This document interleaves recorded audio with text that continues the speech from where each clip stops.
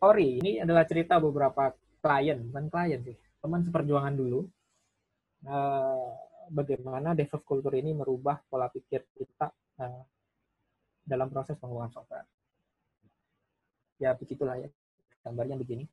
Ini foto 30 kg yang lalu ya.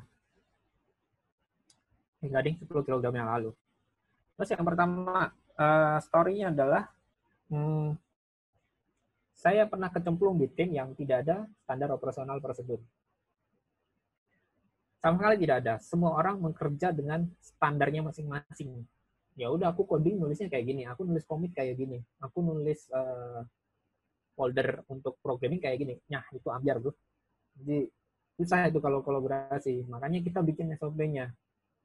Tulis seadanya dulu. Kita tulis di sebuah dokumen yang semua orang bisa akses, patuh terhadap dokumen yang udah kita sepakati bikin, dan kalau ada rasanya bisa di-improve, ya di-improve. Itu horornya ketika misalnya bikin tiket, satu pakai judul kayak gini, satu pakai gini, terus tulis coding satu pakai spasinya 4, satu pakai spasinya 2, itu bukan bro.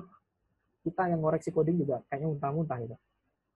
Terus yang kedua, no personal request. Jadi kalau butuh apapun, misalnya mas aku butuh akses VPN, jangan di Japri atau jangan di DM. Bikin tiket. Apapun bikin tiket. Misalnya, mas aku butuh deploy, bikin tiket.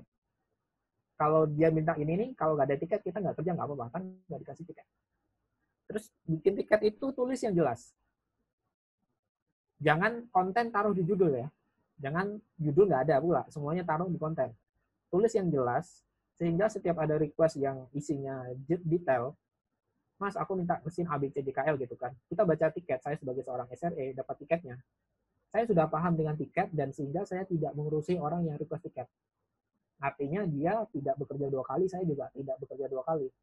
Udah ngeliat tiket kurang, terus saya kontak orangnya malah belum jawab. Nah, proses menunggu-nunggu itu bisa seharian. Padahal kalau dia nulis tiket dengan jelas, dan saya paham dengan standarisasi nulis tiket yang baik, ya udah dia bikin tiket, saya langsung bisa kerjain. Kayak gitu.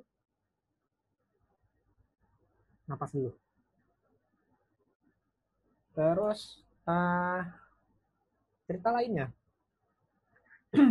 saya menghabiskan waktu yang lama untuk berkomunikasi dengan beberapa hambatan. Yang pertama bahasa. Itu jujur aja, sebelah pakai bahasa Inggris, sebelahnya lagi pakai bahasa Jaksel, satu lagi pakai bahasa Jawa gitu kan. Terus kita nggak ada yang paham dengan kalau ngomong bareng gitu. Nah, ya ini memang masalah klasik. Kita mau nggak mau ya harus belajar dengan bahasa internasional. Minimal kita bisa belajar bahasa Inggris. Kan dari satu waktu nanti kayaknya kerjanya jadi unicorn ya. Minimal bahasa Inggrisnya bisa kayak unicorn gitu lah ya. Tuh. Terus bekerja di perbedaan time zone. Saya mengalami dulu dan sekarang. Sekarang itu saya uh, ikut bantuin beberapa project di OpenSUSE. Itu kalau meeting jam 6 sore, tapi UTC. Jadi di Indonesia itu saya kayak jam 1 malam gitu. Uh, Solusi untuk perbedaan time zone. Jadi ada istilah namanya golden time. Kita sepakat di jam sekian sampai jam sekian, semua orang harus memiliki respon yang cepat terhadap semua request yang terjadi di jam tersebut. Jadi pada kesepakatan. Kenapa? Ya jangan ngabisin waktu yang lama kalau hanya untuk komunikasi karena perbedaan time zone. Yang ketiga, perbedaan red tape. Ini red tape itu sebenarnya kayak birokrasi. Setiap negara, setiap daerah itu punya birokrasi yang berbeda-beda. Tapi gimana caranya birokrasi itu jangan jadi hambatan. Ya gimana caranya kita cari cara biar uh, kita tidak terjebak dalam proses birokrasi. Banyak cara kok, misalnya ya dengan data driven development. Jadi kalau misalnya gini mas, gini, ya langsung tebak aja, mas ini datanya gini kayak gini, ini gambarnya gini. Kalau kita udah tahu pakai data kan, data harusnya semua orang bisa berkomunikasi lebih baik.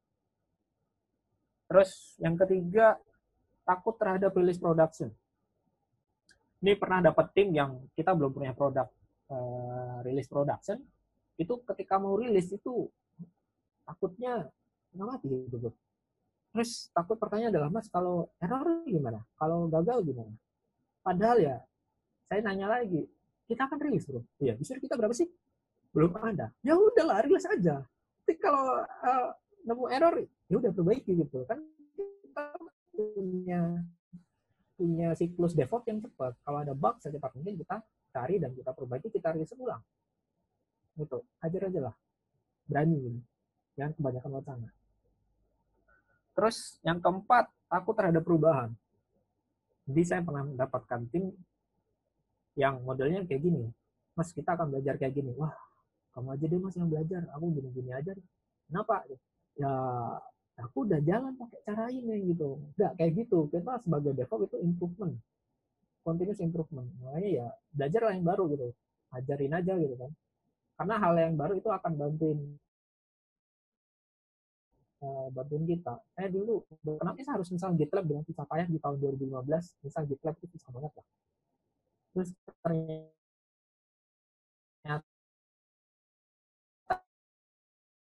sekarang GitLab itu enak. Saya sih proses. Yang kalau kita belajar yang baru, tolong ajarin ke orang lain. Jadi makanya ketika saya jadi mentor di sekolah Chelsea, saya diminta buat belajar ngajarin AWS dengan modul-modul yang lain. Padahal saya pakai AWS cuma ABC, tapi di modul ada GFDKL gitu kan. Ya udah, saya ngotot aja. Udah saya belajar aja gitu, saya ngajarin ke orang lain. Terus ketika orang lain itu nanya, padahal saya nggak paham, mas kalau kayak gini gimana?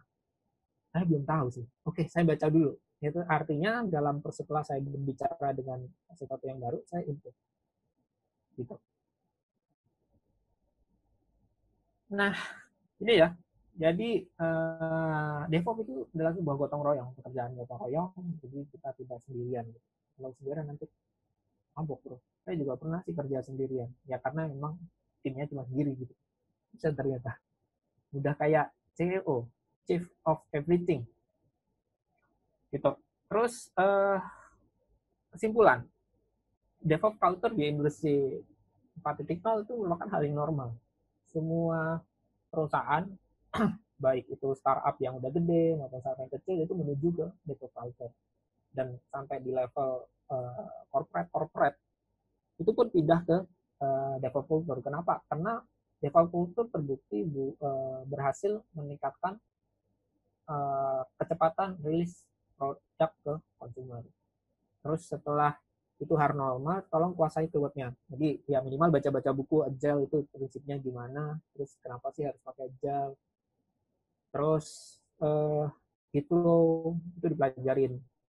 Nah, di kenyataannya yang pakai gitu itu bukan hanya dari sisi programmer ya, dari sisi dev sysadmin itu harus pakai Git juga. Dari sisi yang lain sebenarnya pakai kayak QA itu juga udah pakai Git sekarang. Terus selanjutnya adalah container. Belajarlah container, teknologi container karena semua menuju ke sana. Dan yang keempat, komunikasi.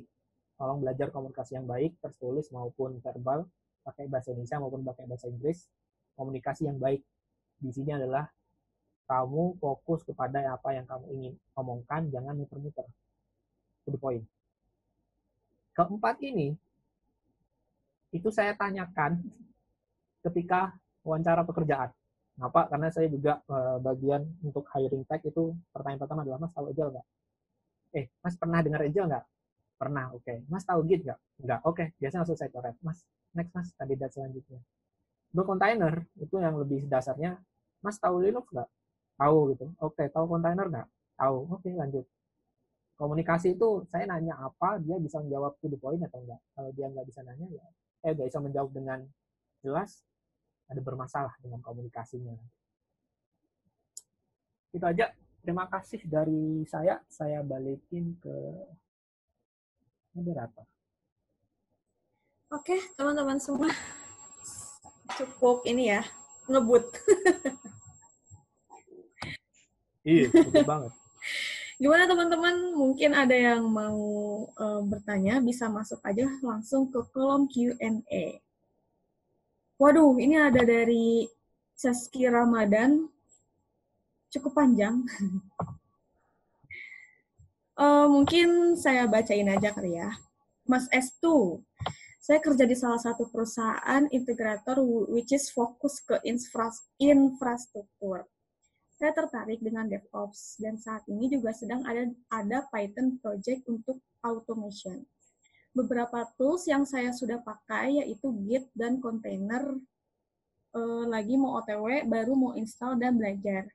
Pertanyaannya, bagaimana tanggapan Mas Estu untuk DevOps yang tidak terkait dengan programmer?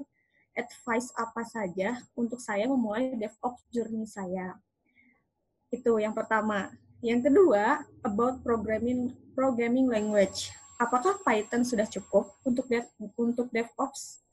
Pertanyaan ketiga, bagaimana pendapat Mas Estu terkait Ansible versus Python? Mana yang lebih mantap, Mas? Katanya. Bisa langsung dijawab aja, Mas? Oke, mana ya cara jawabnya? Oke, DevOps yang tidak terkait dengan programmer. Ya, saya nggak coding-coding juga kok, Mas. Jadi saya jalan aja. Jadi kalau coding minimal saya bisa baca codingan orang lain. Misalnya, ini nyari variabel nggak nemu. Ketika deploy, nyari variabelnya gagal. Ya udah, minimal saya ngerti codingannya dia nulis apa. Karena untuk harian aja, saya switch sih. Beberapa ngerjain yang pakai Ruby, terus kadang pakai Golang, pakai Java, Node.js, pakai Vue juga. Apa aja dah, kadang ya kepepet pakai Kotlin, tapi saya nggak paham juga. Saya bacain aja Gradle-nya apa gitu. Ya intinya ya kita adaptasi lah ya, adaptasi secepat mungkin. Ya internet cepet lah sekarang, jadi dipakai buat apa ya, buat belajar DevOps. Kalau ditanya internet cepat buat apa gitu, nah tutorialnya juga udah banyak. Kita nonton YouTube, nonton video-video itu juga ada, terus nonton kayak gini ini kan juga nonton juga kan, butuh internet cepet gitu. Untuk memulai apa ya, tolong bikin berguna dalam prinsip kultur DevOps ke sebuah perusahaan Anda itu. Jadinya ada yang bisa kalian kontribusikan ke dalam proses pengembangan software sehingga proses itu lebih cepat. Caranya gimana? Caranya banyak. Minimal ya cara deploy yang 5 menit jadi 2 menit aja itu udah keren. Atau mengerjakan hal yang berulang untuk jadi otomatis itu juga udah membantu. Gitu. Terus programming language saya sih nggak terlalu fanatik ya. Tapi untuk tool DevOps itu rata-rata cuma Python dan Ruby yang paling banyak dikerjakan dari sana. Walaupun ada tool-tool lain, tapi ya ngerti lah minimal algoritma. Saya sih sebenarnya gak jago-jago coding. Kalau suruh coding ya saya buka Stack Overflow. Terus kalau tool ya saya nggak bisa melihat sih. Saya pakai Ansible, saya pakai Check di zaman itu. Sekarang pindah ke SalesTech karena ada pekerjaan sponsornya SalesTech. Nah ya pakai aja mana yang rasa enak gitu. Paling itu sih dari saya. Jawabannya tanpa basa-basi ya, Mas ya. To the point banget. Sama kayak Mas Estu yang tadi ceritain. Oke, ini kayaknya ada pertanyaan yang cukup mewakili semuanya. Kesulitan paling dominan untuk DevOps tuh apa aja sih? Kesulitan paling dominan adalah males ngetes. Males ngetes itu maksudnya kalau bahasa gaul kita ngoprek gitu ya. Sulitannya itu, jadi kamu tidak tahan terhadap error yang dihadapin. Kalau saya masih tahan. Di error 3 jam itu saya masih bertahan buat nyari, nanti sampai mimpi dulu. Mungkin biasanya dapat ilham, bangun tidur saya bisa mengerjakan itu dengan baik. Sulitannya memang dimulai ya. Memulai buat belajar itu susah, padahal banyak komunitas, banyak tool, banyak materi yang bisa kita pelajarin, dan juga mau yang gratis, mau yang bayar, itu juga banyak. Sultannya tadi ya, bertahan terhadap ngoprek itu hal yang sulit saya dapat untuk tim-tim yang baru gabung biasanya. Saya kan pernah dapat tim yang lumayan rame, rata-rata mereka nyerah di bagian kasih tas ini, Mas, aku udah error masih gini. Ya kalau error tuh ngobrol ke saya, datang ke meja, errornya mana, tapi bikin ini loh. Itu biasanya udah nyerah duluan gitu. Ya cukup ya, kalau kurang tanya lagi. Oke. Selanjutnya mana ya? Cukup banyak sih. Ini deh, boleh. Dari Mas Rida atau Rido nih. Selamat malam, Bu. Ya, malam. Saya Ini kita Rida. yang bahasa Inggris dulu dah. Mana nih? Nih, paling bawah. Apakah mandatori untuk belajar oh, iya. Python? Boleh. The answer is you must learn minimum one language programming. It's Python or Ruby or Golang, but you must learn one. You have must that skill. Intinya begitulah ya. Pokoknya kalian harus bisa belajar coding salah satu bahasa pemrograman. Terserah bahasanya apa yang dipakai orang lah yang lagi nge-thread. Saran saya bisa Python, bisa Golang, bisa Rust, bisa Ruby. Jelek-jeleknya Bash. Oke, saya codingnya Bash. Tapi nggak jelek sih, maksudnya ya paling simple untuk sesi DevOps. Oke, lanjut dari Mas Suprandoko. Menggunakan DevOps kultur ini, ada nggak sih kekurangan yang paling mendasar? Lalu bagaimana dengan partisipan yang masih kurang pengalaman, masih newbie, dan efeknya bagi project? Apa ya? Partisipan yang berkurang ya, kalau cara jahat ya. Saya dulu pernah tuh suruh benerin DevOps culture di sebuah perusahaan. Cuma bilang, saya suruh ngapain sih? Tolong kamu bikin nih semua proses jadi gampang, simple, DevOps banget lah gitu. Oke, besok saya kenalin ya. Terus saya minta request, saya boleh ngapain aja. Jadi pas hari pertama ngantor, oke kenalkan itu dia DevOps, dia boleh ngapain aja. Oke, saya udah bisa nyuruh orang. Kamu harus gini, harus gini, harus gini. Kalau enggak, saya boleh dapat SP1 nggak? Boleh, kamu boleh ngeluarkan gitu. Ya kita harus memaksa, tetapi kita tidak menghasilkan, tidak memaksa orang harus menghasilkan output 100%, tapi kita memaksa orang untuk ikut berpartisipasi. Gitu. Karena setiap orang tidak bisa kita paksa menghasilkan output yang sama. Gitu. Kalau newbie ya diajarin, kalau nggak tahu materi ya kita ajarin teorinya gitu. Ya kita testing dengan iterasi yang paling simple dulu. Minimal hari ini lebih baik daripada hari kemarin. Untuk seberapa besar ya kita ukur masing-masing. Ya saya sih. Menarik banget nih. Selanjutnya, kita bacanya dari atas dulu kali ya. Mas, ya. Bedanya DevOps sama SDLC itu gimana ya, Mas? Kok sekilas aku yang mana ya? Tapi lagi libur, bukan. DevOps buat dev apakah menggunakan software ini apa ya? Kalau ada ini saya skip dulu karena kalau butuh pertanyaan. Ya ini boleh diulang pertanyaannya dari Mas Fadilah Satria.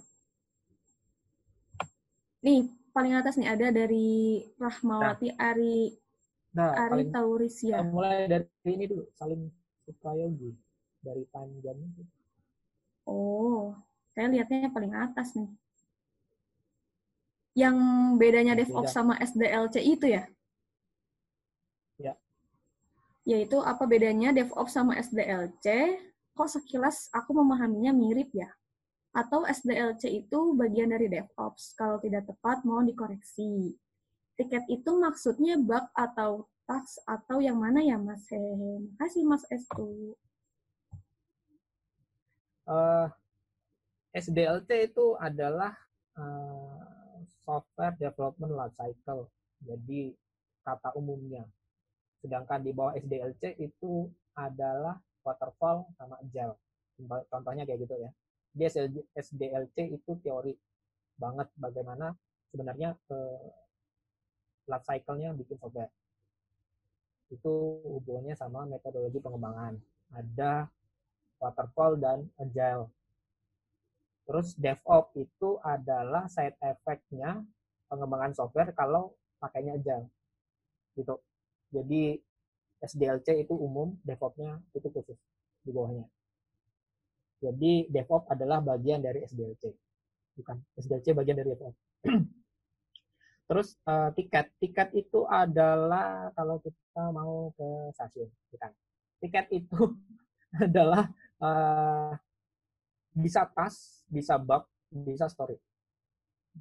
Jadi coba lihat software namanya Trello ataupun Jira ataupun GitLab board. Nah, di sana itu namanya tiket. Isi tiket itu bisa bug, bisa task, bisa story.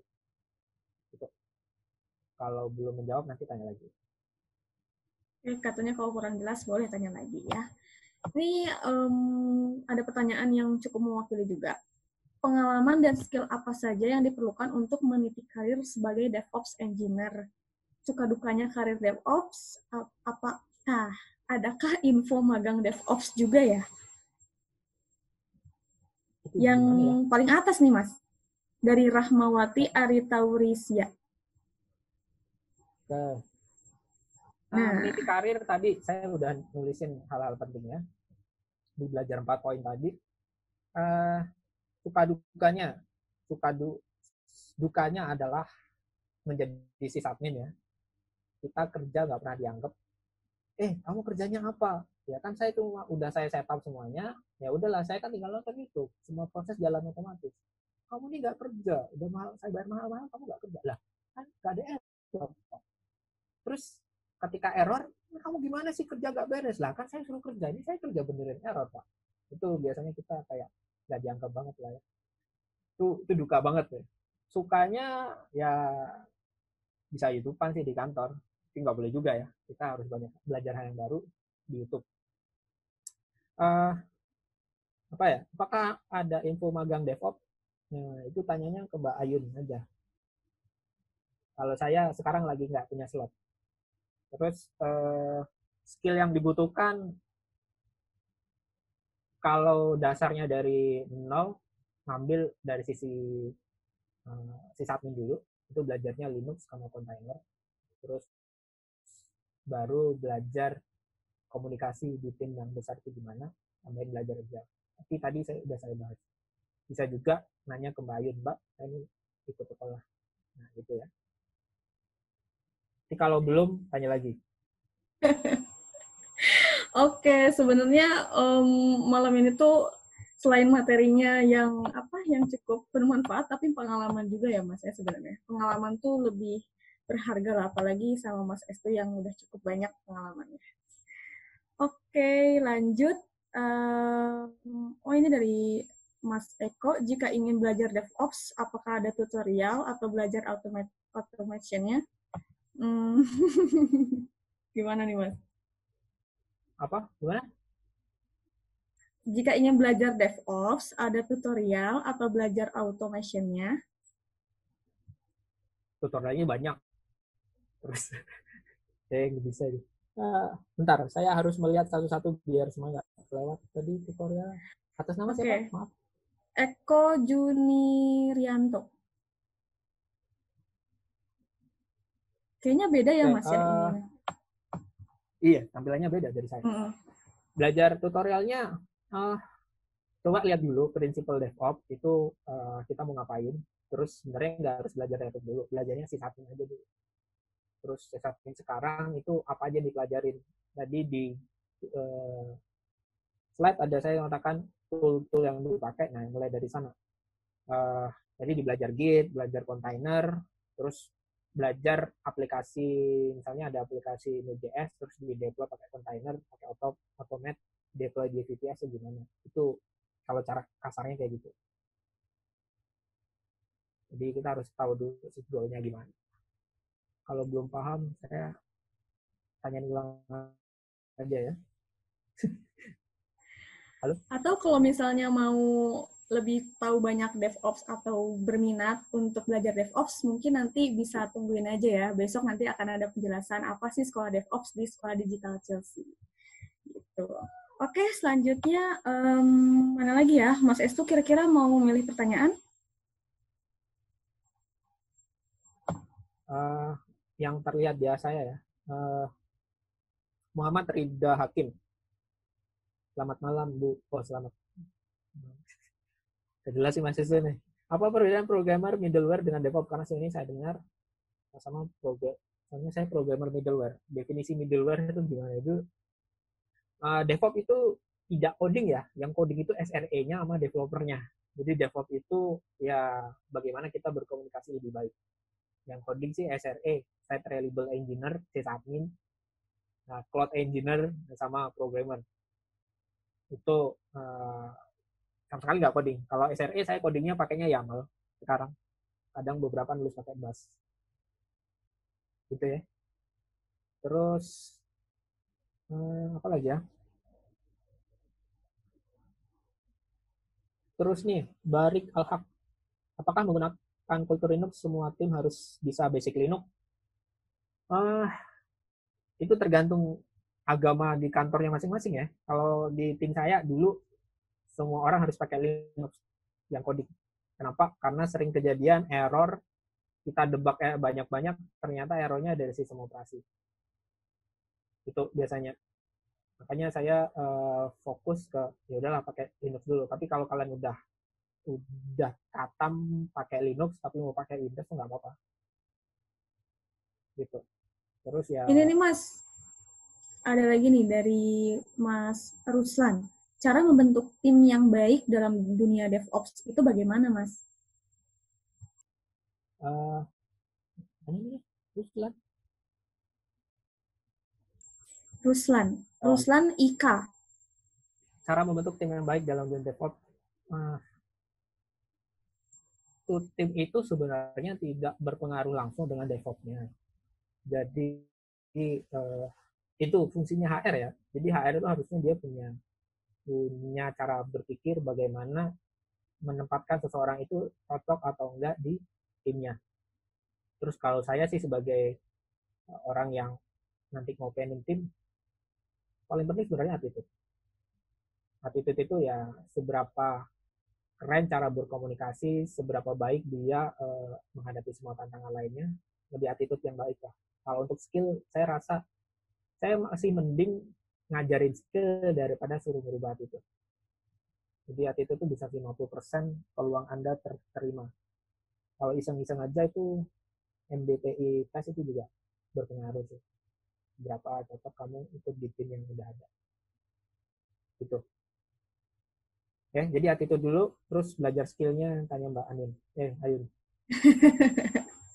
Ini tadi ada terusan dari pertanyaan Mas Fadilah, yang tadi pertanyaannya mungkin kurang dimengerti.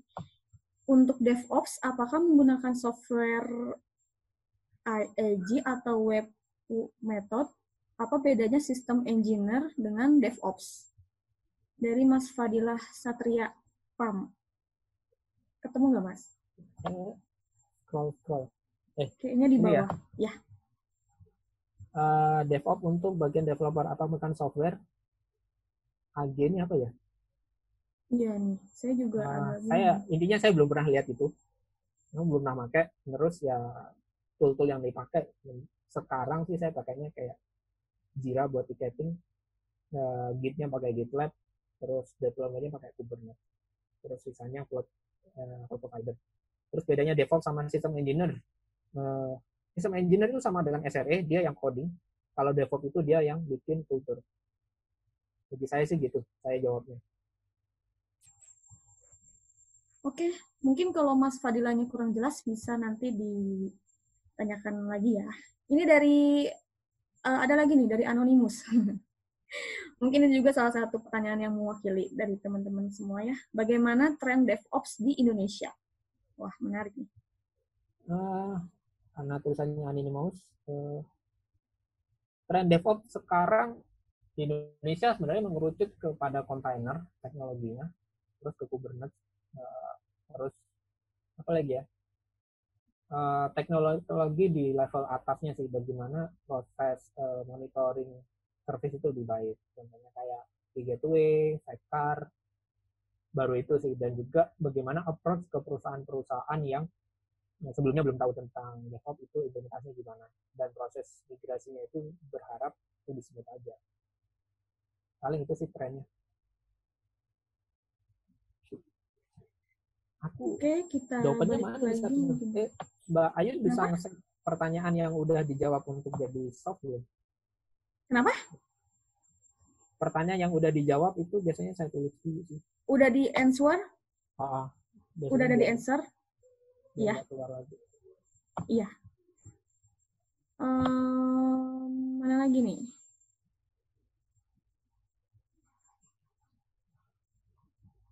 Ini aja, sumber belajar dari YouTube. Kalau YouTube, coba cari channel namanya Programmer Zaman Now, yang bikin engineer-nya Bibli. Keren banget itu modulnya. Cari aja channelnya, Programmer Zaman Now. Programmer Zaman Now. Iya. Wow. Unik banget ya namanya. Modulnya banyak banget. Dia sebenarnya programmer, tapi nulis materi tentang kontainer, tentang transaksional, tentang database, tentang Kubernetes, banyak. Saya aja belum katam itu. Channelnya cepet banget. Bisa berapa kali upload tuh seminggu? Kalau channelnya Kesukaan cepet dia. banget. Gitu. Boleh tuh, Terus bisa dicoba. aplikasi monolith memungkinkan untuk DevOps? Jawabannya mungkin aja. Caranya ya tergantung aplikasi monolith.